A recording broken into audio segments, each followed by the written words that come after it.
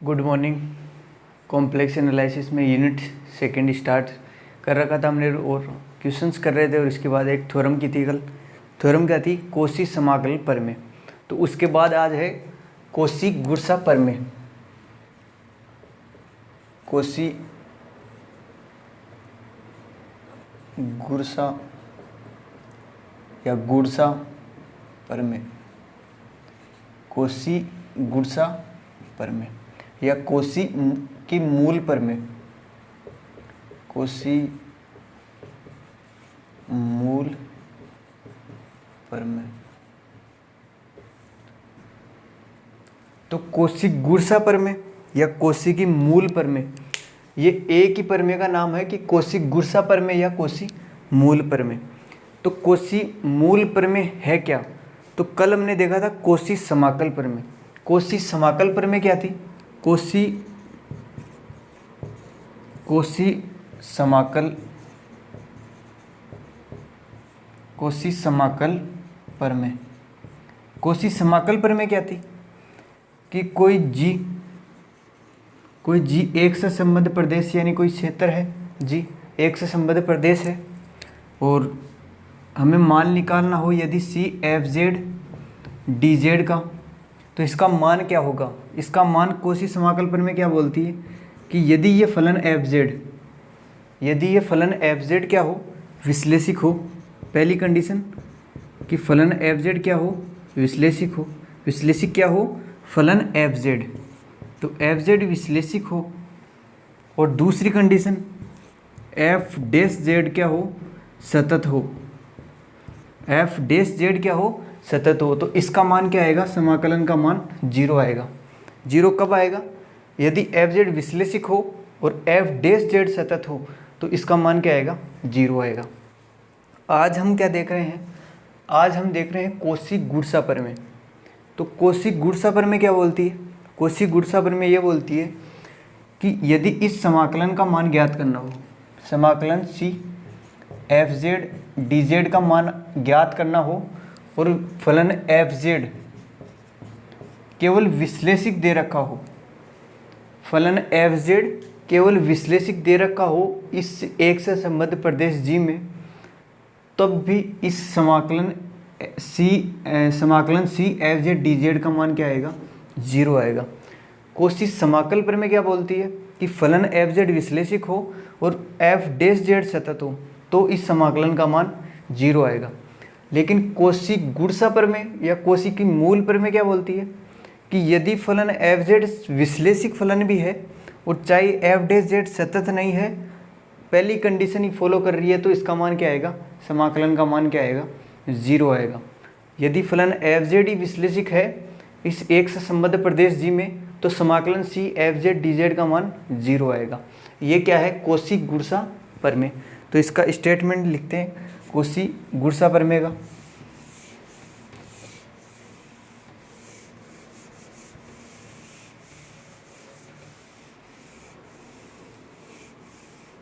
Cauchy Gursa प्रमेय क्या है कि यदि किसी एक से संबद्ध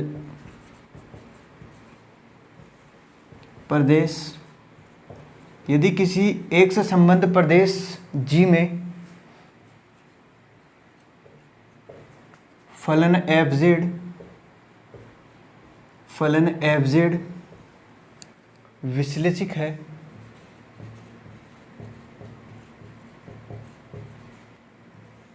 विश्लेषिक हो तथा जी में एक से संबद्ध प्रदेश जी में सी कोई वक्र हो या कंटूर हो, वक्र और कंटूर एक ही चीज़ है, वक्र हो या कंटूर हो, तो समाकलन C F Z D Z equal to क्या होगा? 0 होगा। कॉची गुरसा प्रमेय क्या बोलती है कि कोई एक से संबद्ध प्रदेश जी हो तथा फलन एफ जेड केवल विश्लेषिक हो, तब भी इस समाकलन C F Z D Z का मान 0 आएगा। इससे पहले वाली प्रमेय क्या बोलती थी? कॉची समाकलन प्रमेय कि फलन एफ जेड विश्लेषिक में होना चाहिए और एफ डैश जेड सतत होना चाहिए, तब भी इस समाकलन का मान 0 आएगा। लेकिन कोशिक गुणसा प्रमेय ये बोलती है कि फलन एफ जेड यदि विश्लेषिक भी है तब भी इस समाकलन का मान क्या आएगा, 0 आएगा। ये एग्जाम्पल के तौर पे माना साइन जेड क्या है, एक विश्लेषिक फलन है, क्योंकि जितने भी त्रिकोणमितीय फलन है वो हमेशा विश्लेषिक फलन है। और इसको कोई एक से संबद्ध प्रदेश की भी जरूरत नहीं है, क्योंकि ये तो हर जगह विश्लेषिक है, क्योंकि इसका हर जगह अवकलन कर सकते हैं। और हर जगह यदि हम किसी का अवकलन कर पाएँ तो वो अवकलनीय होता है, और अवकलनीय होते ही वो स्वतः क्या होता है, विश्लेषिक फलन होता है। इसलिए साइन जेड क्या है, विश्लेषिक फलन है। फिर भी हम मान लेते हैं कि कोई एक से संबद्ध प्रदेश जी है, ये कोई एक से संबद्ध प्रदेश जी है, और हम जानते हैं कि साइन जेड हमें विश्लेषिक फलन दे नहीं रखा, हमें तो बस ये पूछ रहा है कि इसका समाकलन सी साइन जेड और डी जेड का मान निकालो। इसका मान निकालो कि समाकलन c sine z D Z का मान निकालो। केवल ये दे रखा है, हमें पता है साइन जेड हम लिखेंगे कि साइन जेड सर्वत्र विश्लेषिक फलन होता है, साइन जेड सर्वत्र विश्लेषिक फलन होता है, तो इस क्षेत्र में भी विश्लेषिक होगा।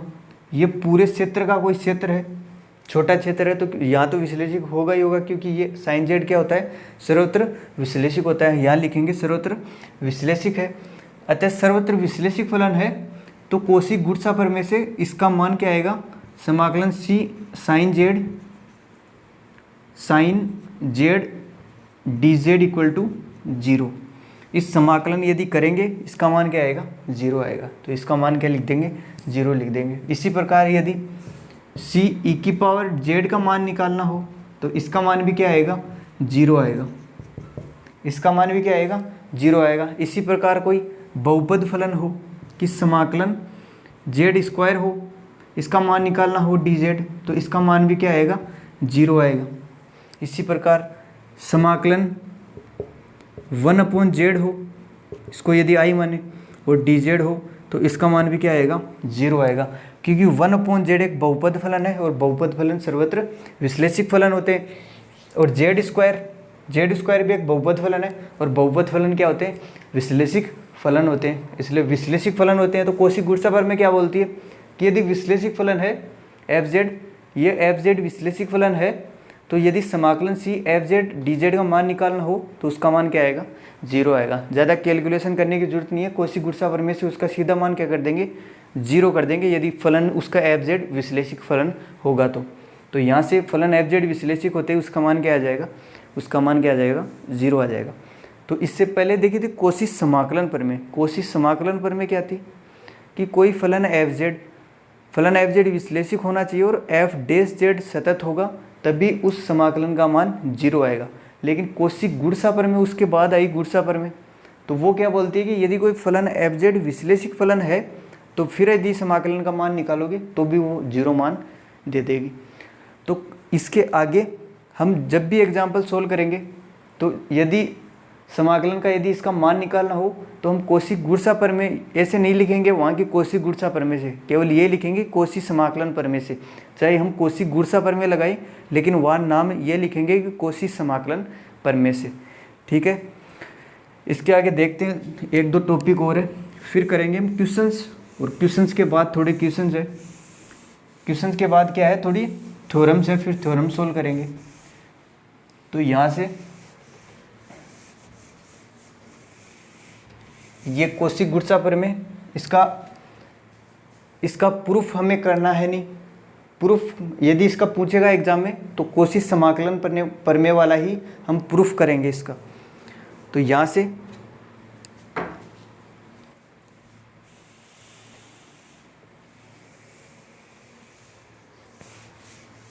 अब क्या देखेंगे, अब देखेंगे कि कोई सम्मिश्र संख्या है, तो सम्मिश्र संख्या का, यदि सम्मिश्र संख्या का हमें ध्रुवीय रूप निकालना हो, हम आज तक सम्मिश्र संख्या का कार्तीय रूप पढ़ते आ रहे हैं कि z इक्वल टू क्या होता है, z इक्वल टू होता है x plus iota y।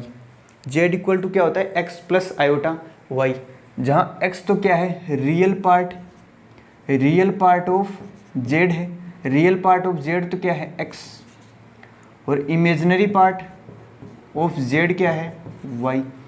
X real part of Z है, एक्स रियल पार्ट का मतलब वास्तविक भाग। वास्तविक भाग क्या है? एक्स जो बिना आयोटा के होता है वो तो वास्तविक भाग, और जो आयोटा के साथ होता है वो काल्पनिक यानी इमेजिनरी पार्ट। तो ये क्या है? काल्पनिक। तो z equal to X plus iota Y, जहाँ x और y आते हैं वो रूप होता है कार्तीय रूप, उसको बोलते हैं कार्तीय रूप। तो ये किस रूप में है? कार्तीय रूप में। ये है कार्तीय रूप में। अब हमें इसका ध्रुवीय रूप निकालना है। तो ध्रुवीय रूप में मैंने आपको बताया था फर्स्ट यूनिट में कि यदि ध्रुवीय रूप में आपको कन्वर्ट करना हो तो x और y जहाँ जहाँ है उसको रिप्लेस कर देते हैं r और थीटा से। r और थीटा से यदि कार्तीय से ध्रुवीय रूप बनाना हो तो यहाँ हम बात कर रहे हैं ध्रुवीय रूप की। ध्रुवीय रूप की ये तो क्या है? कार्तीय रूप है। ये क्या है? कार्तीय रूप। और हम बात करेंगे अब ध्रुवीय रूप में। यदि इसको ही मैं ध्रुवीय रूप में कन्वर्ट करूं, z equal to X plus iota Y को यदि मैं किस में कन्वर्ट करूं? ध्रुवीय रूप में। ये तो क्या है? कार्तीय रूप, क्योंकि x और y आ रहे हैं, और जब भी x और y आए मतलब कार्तीय रूप। अब इसको मैं कन्वर्ट कर रहा हूँ ध्रुवीय रूप में। ध्रुवीय रूप का मतलब x और y को कन्वर्ट करेंगे r और थीटा से। तो x और y को कन्वर्ट कहाँ से करेंगे? r और थीटा से। सबसे पहले तो क्या ले लेते हैं? कार्तीय रूप ले लेते हैं कि z इक्वल टू क्या है? z इक्वल टू है x प्लस आयोटा y। और मैंने फर्स्ट यूनिट में बताया कि प्रत्येक सम्मिश्र संख्या के करोस्पोंडिंग एक पॉइंट होगा जिसको हम कार्तीय तल में दर्शाएंगे। तो यहाँ इसके करोस्पोंडिंग पॉइंट क्या है? x और y। तो यहाँ से यदि कार्तीय तल में दर्शाएं कि मान लो x और y पॉइंट यहाँ है, x और y, इसको क्या करते हैं? x एक्स से पे लंब डाल देते हैं और इस पे यहाँ से। तो इस बिंदु के निर्देशांक x और y है। तो यहाँ ये दूरी x और ये दूरी x, ये दूरी y, तो ये दूरी y, क्योंकि यहाँ x है तो x एक्स के निर्देशांक मतलब x इस 0 से x एक्स की दूरी x, यहाँ से x एक्स की दूरी x, और यहाँ y की दूरी और यहाँ भी y की दूरी। तो यहाँ ये x y और y। अब हमें कन्वर्ट करना है ध्रुवीय रूप में। ध्रुवीय रूप का मतलब मैं x की टर्म लेके आऊँ r के रूप में। r के रूप में क्या? r क्या होता है? दूरी होती है। यहाँ से इसको मिलाएंगे तो ये क्या है? दूरी, और इस x एक्स के साथ बना कोण क्या होता है? थीटा होता है। फर्स्ट यूनिट में बात कर चुके हम कि ये तो r होता है और ये क्या होता है? थीटा होता है। तो यहाँ से हम रिप्लेस कर रहे हैं x और y को r और थीटा से। तो उसके लिए क्या प्रयोग करेंगे? हम साइन थीटा का प्रयोग करेंगे। पहले तो साइन थीटा। साइन थीटा क्या होता है? साइन थीटा होता है लंब अपोन कर्ण। साइन थीटा होता है लंब अपोन कर्ण। तो यहाँ से इसको नाम दे देते हैं 0, इसको नाम दे देते हैं बिंदु P और इसको नाम दे देते हैं बिंदु Q। तो त्रिभुज OPQ में देखते हैं ये क्या है? एक समकोण त्रिभुज है। तो यहाँ से ये थीटा, तो थीटा के सामने वाली भुजा लंब, तो ये तो क्या है? लंब है। और जो थीटा के साथ जो भुजा होती है उसको बोलते हैं आधार। और सबसे लंबी भुजा क्या होती है? कर्ण। समझने के लिए लिखा है मैंने सिर्फ। तो यहाँ से साइन थीटा, तो लंब क्या है उसमें? लंब है y। लंब क्या है उसमें? लंब है y। यहाँ लंब थीटा के सामने वाली भुजा वो क्या होगी? हमेशा लंब। तो यहाँ ये लंब है, लंब अपोन कर्ण। साइन थीटा में लंब अपोन कर्ण का मतलब कर्ण क्या है? यहाँ r। तो sine theta upon y upon r। अब मुझे मान यहाँ y का रिप्लेस करना है, तो इसलिए मैं इसको y equal to r sine theta में कन्वर्ट करता हूँ। तो y जहाँ जहाँ है वहाँ वहाँ r साइन थीटा रख दूंगा, तो y हट जाएगा और वहाँ r में मान आ जाएगा। फिर मुझे x इक्वल टू चाहिए एक बार, तो मैं लेता हूँ एक बार कोस थीटा। कोस थीटा लेंगे तो कोस थीटा क्या होता है? कोस थीटा होता है आधार अपोन कर्ण। तो यहाँ आधार क्या है? बेस क्या है? x, और कर्ण क्या है? कर्ण है r।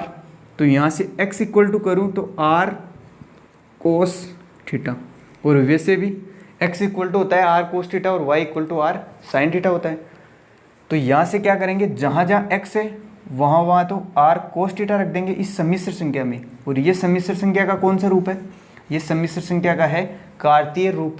तो यहाँ जहाँ जहाँ x है वहाँ वहाँ आर कोस थीटा, और जहाँ जहाँ y है वहाँ आर साइन थीटा। यहाँ मान रख रहे हैं एक बार, तो यहाँ मान रखेंगे तो z इक्वल टू एक्स की जगह क्या है, x की जगह है आर कोस थीटा, तो यहाँ R cos theta, R cos theta X की जगह प्लस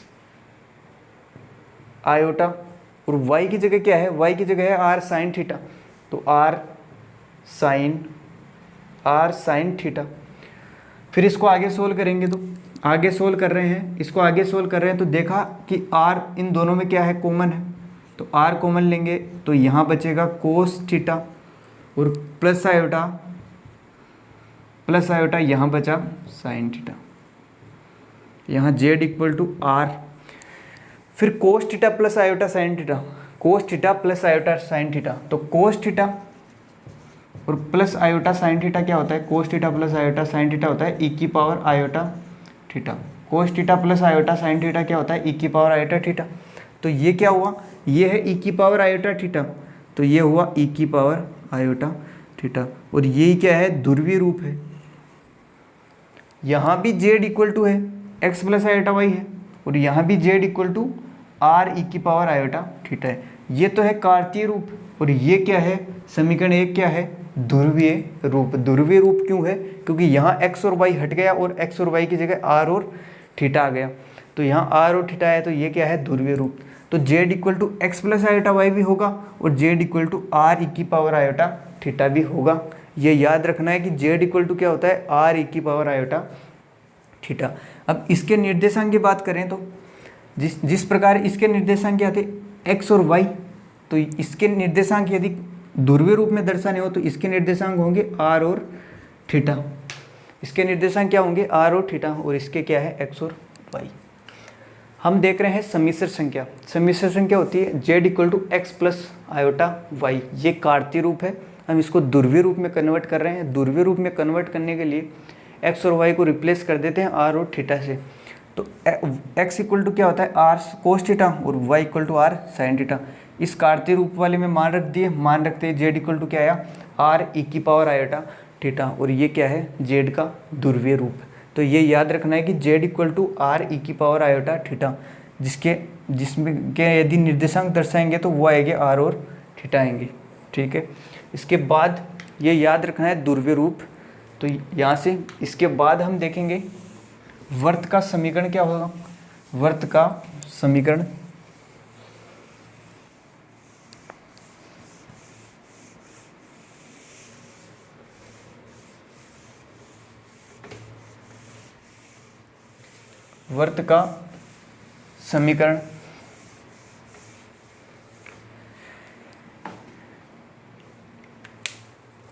नेक्स्ट टॉपिक है वर्त का समीकरण। वर्त का समीकरण क्या होता है। वर्त का समीकरण देखेंगे, पिछली क्लासों में भी हमने पढ़ा है कि वर्त का समीकरण क्या होता है, लेकिन यहाँ वर्त का समीकरण वो वर्त का समीकरण नहीं है, क्योंकि हम बात कर रहे हैं कॉम्प्लेक्स एनालिसिस में। कॉम्प्लेक्स एनालिसिस में एक अलग वर्त का समीकरण होता है। तो वो वर्त का समीकरण क्या होता है, वर्त का वो समीकरण होता है कि z नोट और इसका मोड और equal to r। z naught और इसका मोड और इक्वल टू r। यहाँ z नोट क्या है, z नोट है केंद्र। z नोट क्या है, केंद्र, और यहाँ r है त्रिज्या। और यदि केंद्र 0 0 हो, यदि केंद्र क्या हो, 0 0 हो, पहली बात तो ये याद रखना है कि ये क्या है, वर्त का समीकरण। ये क्या है, वर्त का समीकरण। z नोट का मोड और इक्वल टू r। यहाँ z कभी भी नहीं बदलेगा, ये बदलेगा क्योंकि ये केंद्र है, केंद्र की सम्मिश्र संख्या है, और ये क्या है, त्रिज्या है। अब मान लो किसी वर्त का केंद्र ये है 0 0 0 है, तो 0 0 है मतलब z नोट 0 है, तो z नोट 0 है तो z का मोड और इक्वल टू r। ये उस वर्त का समीकरण है जिसका केंद्र 0 है। ये उस वर्त का समीकरण है जिसका केंद्र 0 है। फिर यहाँ से हम बात करेंगे कि जेड नोट का मान किस प्रकार रखेंगे। तो हमें पता है कि जेड इक्वल टू होता है एक्स प्लस आयोटा वाई, तो जेड नोट इक्वल टू भी क्या होगा, एक्स प्लस आयोटा वाई। यहाँ यदि मूल बिंदु उसका केंद्र हो तो मूल बिंदु के निर्देशांक 0 0, तो मूल बिंदु के निर्देशांक 0 0 है तो उसके करस्पॉन्डिंग भी एक सम्मिश्र संख्या होती है। तो जेड इक्वल टू एक्स की जगह 0 और प्लस वाई की जगह भी 0, तो 0 आयोटा। तो ये क्या है, केंद्र है, केंद्र की सम्मिश्र संख्या है 0 प्लस आयोटा 0 मतलब 0। तो यहाँ जेड नोट इक्वल टू 0 होता है, इसलिए यहाँ जेड नोट की जगह 0 रख के ये मान आया। अब यहाँ बात करूँगा कि केंद्र के निर्देशांक यदि वर्त का केंद्र यहाँ ना होके वर्त का केंद्र कहाँ हो, वर्त का केंद्र हो एक्स अक्ष पे और एक्स अक्ष पे वाई 0, तो यहाँ मान लिया कि एक्स अक्ष के निर्देशांक यहाँ मान लिया कि 1 और 0 है। ये वर्त का कोई केंद्र है और वर्त की त्रिज्या कितनी है, वर्त की त्रिज्या है 1। तो यदि वर्त की त्रिज्या 1 है, वर्त की त्रिज्या 1 है मतलब यहाँ से लेके यहाँ तक की दूरी भी 1 है, क्योंकि ये एक्स अक्ष की दूरी 1 है तो ये त्रिज्या 1 हो गई, और यहाँ भी 1, यहाँ भी 1, यहाँ भी 1 और यहाँ भी 1, इस प्रकार 1। तो यदि इसके केंद्र की सम्मिश्र संख्या की बात करें तो यहाँ पहले तो हम देखेंगे कि Z naught equal to X plus iota Y, कि जेड नोट इक्वल टू क्या होता है, एक्स प्लस आयोटा वाई। तो यहाँ एक्स की जगह तो 1, तो यहाँ जेड नोट इक्वल टू 1 और प्लस आयोटा वाई की जगह क्या है, वाई की जगह है 0, तो ये कंप्लीट 0, तो Z naught equal to 1। Z naught equal to 1 आया तो हम इसमें मान रखेंगे कि जेड नोट इक्वल टू 1 है, जेड माइनस जेड नोट की जगह 1 है, तो जेड माइनस 1 का मोड और इक्वल टू आर, आर मतलब त्रिज्या, आर त्रिज्या कितनी है 1, तो यहाँ आएगा 1, तो यहाँ क्या आएगा 1। तो उस वर्त का समीकरण क्या है, जेड माइनस 1 का मोड और इक्वल टू 1। इस वर्त का समीकरण क्या है, जेड माइनस 1 इक्वल टू 1। यहाँ ये किस प्रकार आया कि हमने देखा कि 1 और 0 है, x की जगह 1 है और y की जगह 0 है, तो Z naught equal to X plus iota Y, तो x की जगह रख दिया 1 और y की जगह रख दिया 0, तो ये तो 0 और जेड नोट इक्वल टू क्या आया 1। जेड नोट इक्वल टू 1 आया, ये वर्त के समीकरण का व्यापक रूप है, व्यापक रूप है। तो यहाँ जेड नोट की जगह रख दिया 1, जेड नोट की जगह 1 और आर की जगह त्रिज्या कितनी है 1, तो ये उस वर्त का क्या है, समीकरण है। इस प्रकार वर्त का समीकरण निकालेंगे। इसको याद रखना है कि जेड नोट यहाँ केंद्र होता है और आर क्या होती है, यहाँ त्रिज्या होती है। इसके बाद हम क्वेश्चंस कर रहे हैं, अब क्वेश्चंस करेंगे इनके बाद। तो अब देख रहे हैं क्वेश्चंस।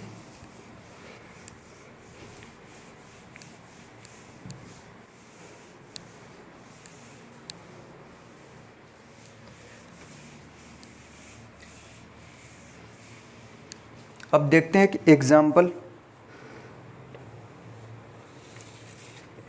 नंबर है 7.9.3। Example number 7.9.3।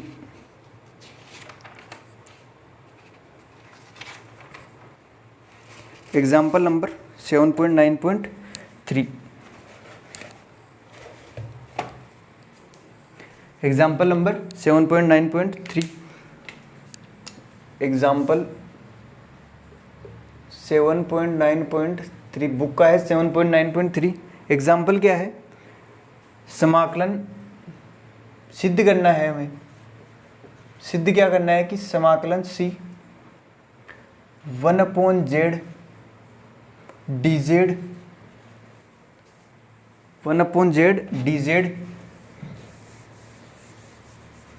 सिद्ध क्या करना है, सिद्ध करना है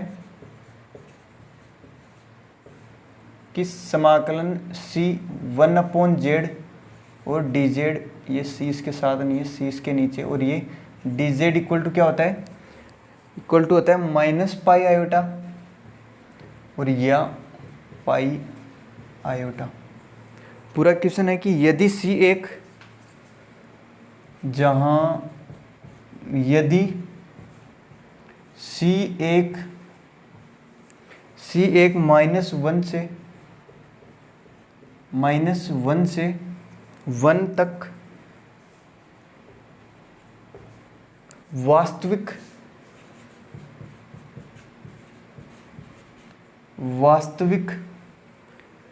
x के ऊपर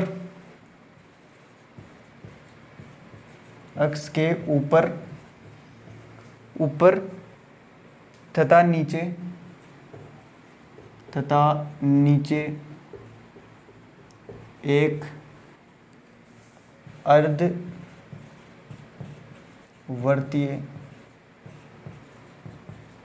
चाप है जहां अर्धवर्तीय चाप मोड z इक्वल टू 1 दे रखा है, 1 है। हमें मान क्या ज्ञात करना है? मान इसका ये प्रूफ करना है हमें कि समाकलन c 1/z dz का मान यह आएगा। अब यहाँ से दिमाग में आएगा कि 1/z बहुपद फलन है और बहुपद फलन विश्लेषिक फलन होता है, तो इसका मान क्या आएगा? 0 आएगा। इसका मान 0 कब आ सकता है? जब ये कंडीशन ना दे रखी हो। ये कंडीशन यदि हमें ना दे और इसका मान ज्ञात करना हो तो इसका मान क्या होगा? इसका मान आएगा 0। लेकिन 0 क्यों नहीं आएगा? क्योंकि ये हमें कंडीशन दे रखी है और कंडीशन ना दे रखी हो तब इसका मान 0 आएगा, क्योंकि यहाँ एक से संबद्ध प्रदेश भी नहीं दे रखा हो। हमें क्या ज्ञात पता होना चाहिए कि एक से संबद्ध प्रदेश भी होना चाहिए। तो यहाँ एक से संबद्ध प्रदेश नहीं है, तो एक से संबद्ध प्रदेश नहीं है तो यहाँ इसका मान 0 नहीं होगा। इसका मान या तो ये होगा और या ये होगा। इसको हमें प्रूफ करना है, तो इसके लिए हम कंडीशन पढ़ेंगे। ये कंडीशन क्या है कि यदि C जो चाप है वह क्या है? 1 से 1 तक वास्तविक अक्ष के ऊपर तथा एक बार वास्तविक अक्ष के नीचे एक अर्धवर्तीय चाप है। तो यहाँ पहले देखें कि वास्तविक अक्ष क्या होती है। वास्तविक अक्ष को बोलते हैं x एक्स की रेखा।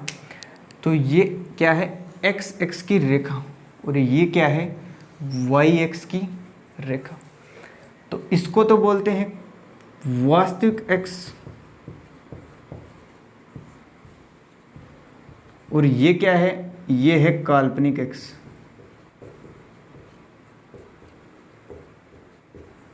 ये तो वास्तविक x एक्स को वास्तविक x और y एक्स को काल्पनिक x। हमें क्या ज्ञात करना है? वास्तविक x के ऊपर -1 से 1 तक। तो -1 कहाँ होगा? -1 होगा वास्तविक x पे ज्ञात करना है। तो -1 से 1 तक वास्तविक x पे जाना है। यहाँ काल्पनिक x की तो बात ही नहीं है, बात है केवल वास्तविक x की। और वास्तविक x में कहाँ से कहाँ तक जाना है? -1 से 1 तक। तो माइनस किस साइड होगा? उस साइड होगा या इस साइड होगा? माइनस होगा इस साइड। तो यहाँ मान लिया कि -1 क्या है? यहाँ है। और +1 किस साइड होगा? +1 होगा इस साइड। तो +1 है इस साइड। और अर्धवर्तीय चाप ये निर्देशांक दे रखे हैं कि मोड z इक्वल टू 1 इस चाप का समीकरण है। Mod z solution mod z equal to 1। ये क्या है? एक वर्त का समीकरण है। वर्त का समीकरण कैसे हुआ? वर्त का समीकरण ज्ञात किया था हमने अभी। वर्त का समीकरण क्या था कि z माइनस जेड नोट और इक्वल टू r। यदि इससे इसका कंपैरिजन करें तो यदि इससे कंपैरिजन करेंगे तो यहाँ हमें दिख रहा है कि z नोट इक्वल टू क्या है? 0 है। z नोट इक्वल टू 0 है और z नोट इक्वल टू 0 है। इसका मतलब z नोट इक्वल टू 0 है। इसका मतलब केंद्र किस पे है? 0 0 पे है। तो यहाँ केंद्र क्या है? 0 0 पे है। और r इक्वल टू 1 है। यहाँ r इक्वल टू 1 है। r इक्वल टू 1 तो है ही, क्योंकि ये त्रिज्या 1 है। यहाँ से लेके यहाँ तक की दूरी भी 1 है और यहाँ से लेके यहाँ तक की दूरी 1 है। तो केंद्र क्या होगा? केंद्र होगा 0 0। ठीक है। और ये वर्त का समीकरण। फिर क्या बोल रहे हैं? वास्तविक x के ऊपर अर्धवर्तीय चाप। एक बार तो क्या है कि वास्तविक x के ऊपर अर्धवर्तीय चाप, वास्तविक x के ऊपर अर्धवर्तीय चाप होगा। फिर एक बार हमें ज्ञात क्या करना है कि वास्तविक x के नीचे अर्धवर्तीय चाप। तो एक बार ज्ञात कर लेते हैं कि वास्तविक x के ऊपर अर्धवर्तीय जो चाप बन रहा है उसका मान हम ज्ञात कर लेते हैं। तो यहाँ से ये LHS ले लेते हैं और RHS प्रूफ करेंगे। तो यहाँ से समाकलन C 1/z और dz, 1/z और dz, 1/z और dz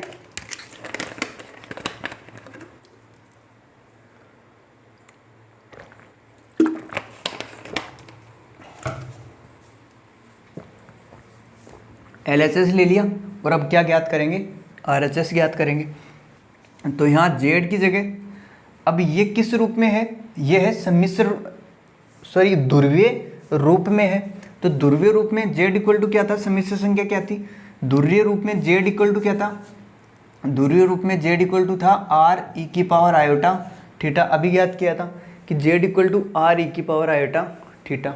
और यहाँ R की जगह क्या है, R की जगह 1 है। 1 क्या है, 1 त्रिज्या है, तो R की जगह 1। तो Z इक्वल टू क्या आया, Z इक्वल टू आया 1 डॉट e की पावर आयोटा थीटा, मतलब e की पावर आयोटा थीटा। जहाँ जहाँ Z है वहाँ वहाँ e की पावर आयोटा थीटा। तो यहाँ Z की जगह e की पावर थीटा रख देंगे। और dz का मान और ज्ञात करना है, तो यहाँ से dz का मान और निकालते हैं। तो यहाँ से dz का मान और निकालेंगे तो dz का मान निकालेंगे तो इसका अवकलन करना पड़ेगा। तो e की पावर आयोटा थीटा का तो e की पावर आयोटा थीटा, और फिर आयोटा थीटा का और करेंगे ऊपर का। तो यहाँ से आयोटा और थीटा का डी थीटा। तो यहाँ से dz इक्वल टू आया आयोटा e की पावर आयोटा थीटा और डी थीटा। यहाँ मान रखते हैं समाकलन C 1 upon Z equal to क्या है, e की पावर आयोटा थीटा। हमने कुछ भी नहीं किया, हमने LHS लिया और Z की जगह हमें पता है, Z की जगह ध्रुवीय रूप क्या था, ध्रुवीय रूप था Z equal to R e की पावर आयोटा थीटा। और यहाँ R क्या है, त्रिज्या। तो त्रिज्या क्या है यहाँ 1, क्योंकि त्रिज्या क्या थी, दूरी थी। तो यहाँ 1 है, तो 1 है तो 1 और e की पावर आयोटा थीटा। तो Z इक्वल टू e की पावर आयोटा थीटा। और फिर हमें dz का मान और ज्ञात करना है, तो यहाँ से इसका अवकलन कर लिया, इसका मान हमें प्राप्त हो गया। फिर इसमें हम मान रख रहे हैं, फिर dz का यहाँ से मान रखेंगे तो e की पावर आयोटा को आगे ले लेते हैं, आयोटा e की पावर आयोटा थीटा और डी थीटा और इक्वल टू समाकलन C। अब यहाँ से e की पावर आयोटा थीटा से e की पावर आयोटा थीटा कैंसिल, और बचा क्या, आयोटा डी थीटा। तो आयोटा डी थीटा। अब यहाँ ध्यान क्या देंगे, यहाँ ध्यान ये देंगे कि समाकलन डी थीटा के रूप में है, तो लिमिट भी थीटा की आएगी। तो कहाँ से कहाँ तक जा रहे हैं हम, अर्धवर्त बना रहे हैं -1 से 1 तक, -1 से 1 तक, यहाँ से यहाँ जा रहे हैं। तो यहाँ थीटा की लिमिट क्या है कि यहाँ से शुरू हो रहे हैं और यहाँ तक जा रहे हैं। तो थीटा की लिमिट क्या है, थीटा की लिमिट, थीटा यहाँ कितना होता है 0, यहाँ होता है π/2, यहाँ होता है पाई और यहाँ होता है 3π/2, और उस तरह ही चलें तो यहाँ 2π भी और 0 भी। तो वर्त यहाँ 0, यहाँ π/2, यहाँ पाई और यहाँ 3π/2। अब हम तो क्या जा रहे हैं, -1 से अर्धवर्त बना के जा रहे हैं यहाँ 1 तक। तो यहाँ थीटा की लिमिट पाई से लेके 0 तक, पाई से लेके 0 तक। यहाँ समाकलन का लिमिट जो आएगी 0 से लेके पाई तक, सॉरी पाई से लेके 0 तक, पाई से लेके 0 तक। पाई से लेके 0 तक क्यों आई, क्योंकि यहाँ -1 से 1 तक जाना है, -1 से 1 तक जाना है। तो पाई से 0, यहाँ पाई से 0, यहाँ भी थीटा था तो यहाँ भी क्या आएगा, पाई से 0 आएगा। फिर इसको आगे सोल्व करेंगे, इसको आगे सोल्व करेंगे तो समाकलन π0 और समाकलन कर देते हैं इसका, यही समाकलन करेंगे तो यहाँ इसका समाकलन करें तो इसका समाकलन करेंगे तो आयोटा तो बाहर आ जाएगा, और डी थीटा का समाकलन थीटा, और डी थीटा का समाकलन थीटा, डी थीटा का समाकलन थीटा, और लिमिट क्या है पाई से 0। तो यहाँ पाई से 0, तो यहाँ आयोटा, एक बार अपर लिमिट रखेंगे थीटा की जगह, तो थीटा की जगह 0 और माइनस आता है, माइनस फिर लोअर लिमिट पाई, लोअर लिमिट पाई। तो यहाँ 0 माइनस पाई इक्वल टू क्या आया, माइनस पाई। तो माइनस बाहर आया तो माइनस आयोटा पाई। ये किसके इक्वल मान आया, ये मान आया इसके इक्वल। तो एक बार तो समाकलन C 1/z dz का मान क्या आया, माइनस आयोटा पाई। तो इसका मान क्या आया, एक बार तो समाकलन C 1/z dz का माइनस आयोटा पाई। एक बार तो मान क्या आ गया, माइनस पाई आयोटा या माइनस पाई आयोटा या माइनस आयोटा पाई। हमने ज्ञात किस प्रकार किया, क्वेश्चन में जो बोल रहा था हमने वही किया कि -1 से 1 तक जाना है, तो थीटा कितने पाई से 1 तक जा रहा है, कितने डिग्री से कितने डिग्री तक, 0 से पाई तक। तो लिमिट क्या लगा दी, पाई से 0 तक। ये लिमिट क्यों लगाई, क्योंकि मान किस में आ रहा है, थीटा में, तो लिमिट भी है किसकी आएगी, थीटा की। तो लिमिट थीटा की आएगी, तो थीटा का मान रखा और यहाँ से एक बार मान ये आ गया। फिर क्या ज्ञात करना है, वास्तविक अक्ष के एक बार तो ऊपर से जाना है, फिर तथा नीचे एक अर्धवर्तीय चाप, फिर नीचे से और जाना है। तो यहाँ से नीचे से और वृत्त बनाना है, यहाँ से नीचे से और एक वृत्त बनाना है, नीचे से एक और वृत्त बनाना है यहाँ से। तो इस बार यहाँ से चले और यहाँ से चलते चलते यहाँ तक आए, तो इस बार इसका मान और ज्ञात करेंगे।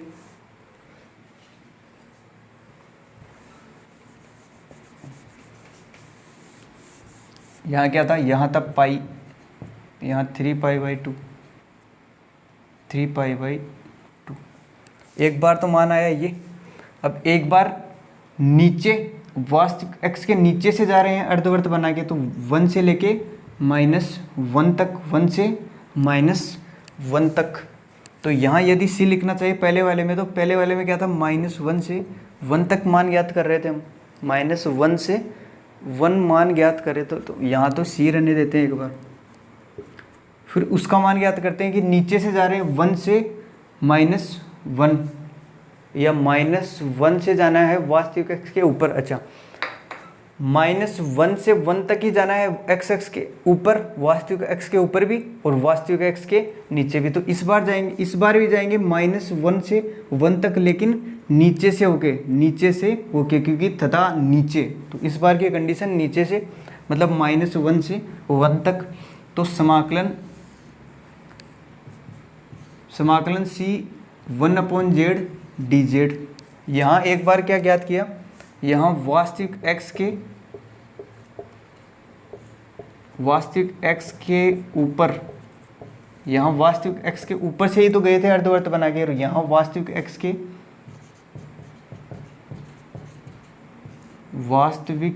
के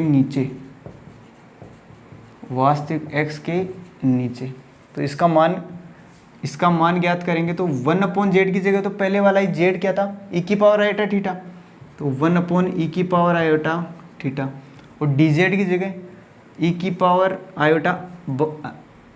ले लेते हैं आगे, और e⁻i⁻θ और dθ। तो e⁻i⁻θ से तो गया e⁻i⁻θ, और यहाँ समाकलन, तो यहाँ थीटा में मान आ रहा है, यहाँ भी।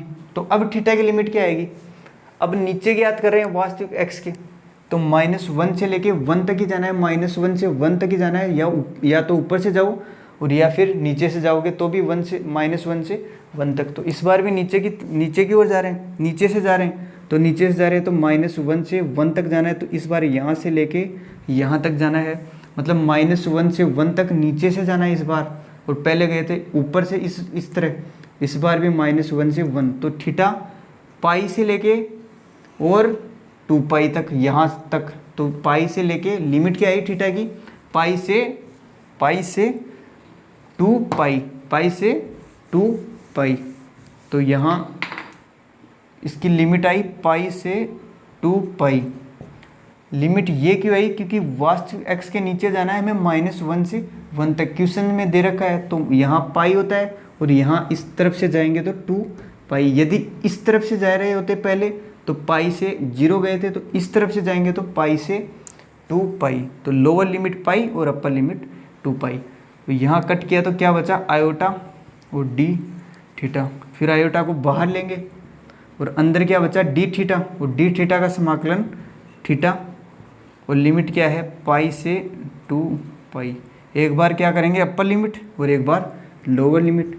तो आयोटा अपर लिमिट रखिए तो 2π और माइनस लोअर लिमिट पाई। तो यहाँ से मान आया पाई, और इसके कुल मान आया पाई आयोटा, क्योंकि यहाँ बचा पाई और ये आयोटा।